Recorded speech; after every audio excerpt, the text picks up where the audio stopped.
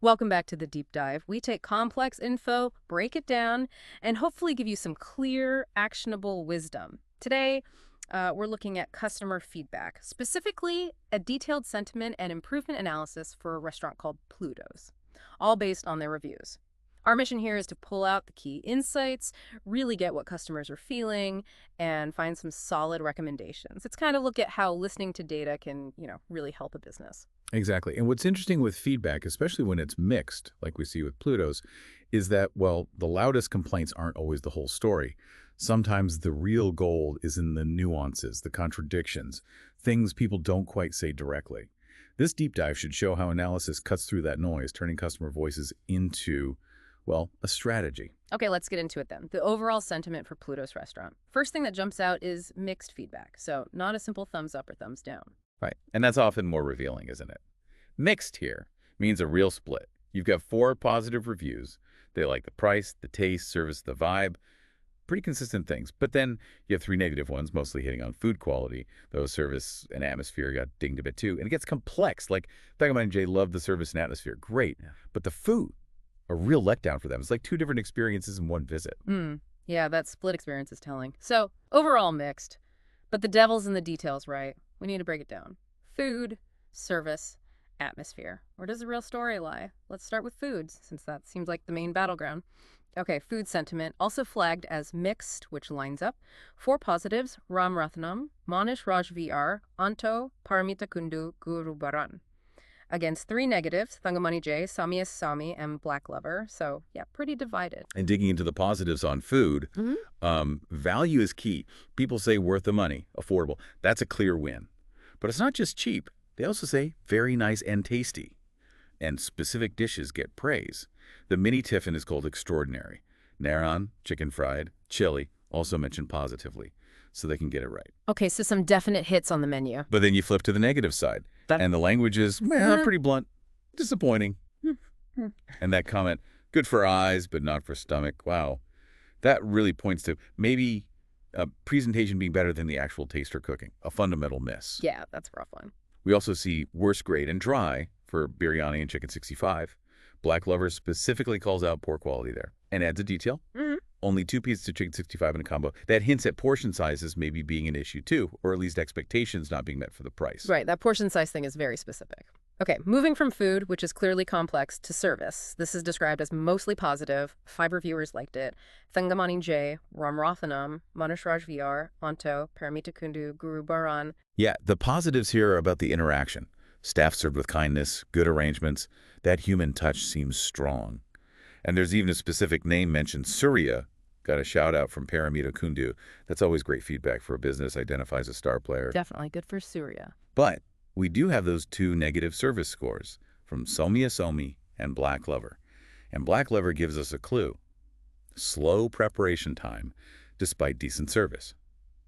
So the staff are nice, but the food takes too long. So it raises that question, how do you keep the kindness but speed things up? Is it a kitchen issue? Staffing? Exactly. It's that operational side. Can kindness make up for slowness? For some customers, maybe not. It shows service is more than just a smile. It's efficiency, too. Good point. Okay, last category, atmosphere. This one sounds like a clear win. Overwhelmingly positive. 5 high ratings there. Thangamani J, Ram Rathanam, Monish Raj V, Anto, Black Lover, paramita kundu. Yeah, this seems pretty solid. The descriptions give a good feel. Retro-style atmosphere, suitable for all group sizes. Paramita kundu just says, loves the place. Simple but powerful. And what's really interesting is that even Black Lover, who had major issues with the food and mentioned slow prep, still gave the atmosphere a high score. That is interesting. Suggests the atmosphere is a real strong asset. Definitely. It's a consistent positive, a real draw. Now, there's that 1 low rating from Sowmiya Sowmi for atmosphere. Yeah. But no details. The anonymous low score. Hard to know what to do with that, isn't it? Very. Without knowing why it was low. It's just sort of there, an outlier maybe, but you can't really learn from it easily. Right. Okay, so we've unpacked the sentiment. Mixed overall, very mixed on food, mostly good service but with speed concerns, and a really positive atmosphere. What does Plutos do with all this? Let's talk improvements, turning insights into action. Absolutely. This is where the value really comes in.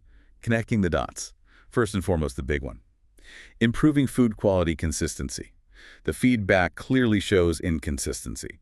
Specific dishes like biryani and chicken 65 are called out, but also just general taste issues.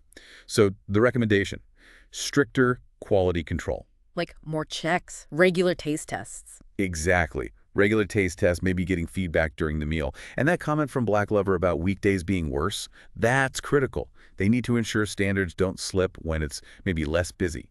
Consistent quality every day. Okay, that makes sense. Then there's the service delays. Slow prep time came up. Sowmiya's low score might relate too. How do they fix speed without losing that kindness people liked? It's a balancing act. Solutions could involve looking at kitchen workflows. Are there bottlenecks? Maybe training staff differently for peak versus off-peak times. They have the kindness part down, which is great. So it's about integrating efficiency. Maybe managing expectations better if there is a wait. Your food might take a little longer today because something like that, communication. Yeah. And then there's the challenge of those low ratings with limited details. Like Sowmiya Sowmi's 15 across the board. What do? Well, you need more information. So a practical step is encouraging more detailed feedback, maybe simple comment cards on tables, or a QR code linking to a quick digital survey. Make it really easy for people to say why they weren't happy. Okay, so try to get more specifics. But it's not all negative, right? How can they leverage the positive feedback?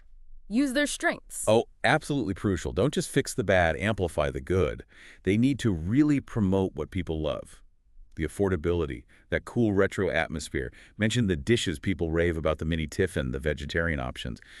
And definitely recognize and reward good staff, especially when they get named, like Suriya. That reinforces great service and boosts morale. It's a good marketing, too. Right, build on the wins. Now, you mentioned the report highlighted weekday improvements specifically, based on Black Lover's comment. Yes, that's a specific flag. Poorer food quality noted on weekdays. So the recommendation is direct, consistent staffing levels and consistent ingredient quality, Monday through Sunday. No weekdays. They could even think about weekday promotions. Draw more people in, sure, but also gather more feedback specifically on those days to track if things are improving. Get more data points for the weekdays. Makes sense. And briefly, on enhancing portion sizes.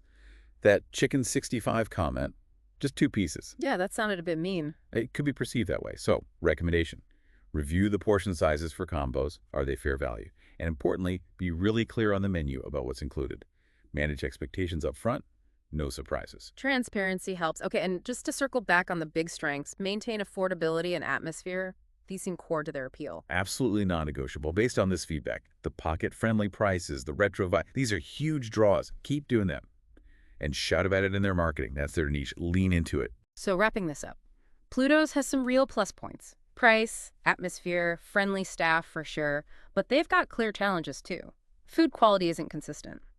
Service can be slow sometimes, especially it seems during the week. It's almost like 2 different versions of the restaurant exist. It really highlights something crucial, doesn't it? Even with strong points. Inconsistency in one key area like food here can really drag down the whole perception. It limits potential. So the final thought maybe for any business listening, how deeply are you really listening to all your feedback? Not just the 5-star raves or the 1-star rants, but the mixed reviews, the contradictions, the quiet signals, the things people almost say. What stands out to you about how a business can use this kind of granular insight, not just to fix problems, but to genuinely understand who they are and truly thrive? Something to think about. Thanks for joining us for this deep dive.